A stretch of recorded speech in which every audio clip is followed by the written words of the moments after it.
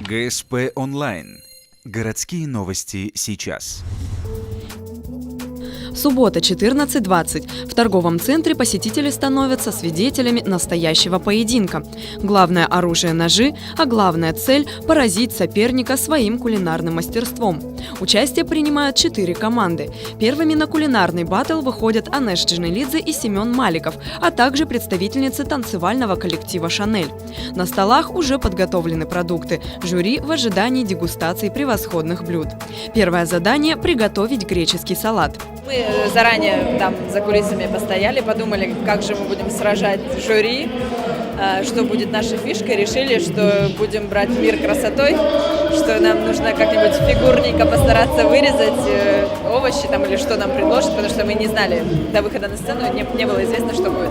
В полуфинал выходят 2 команды – диджей Джуни Лонг с корреспонденткой Ольгой Смирновой и Анеш Дженелидзе с Семеном Маликовым. Теперь командам предстоит готовить роллы. В перерывах между кулинарными заходами певица исполняет для зрителей зажигательный хит. Но это не помогает ее команде сделать блюдо лучшим.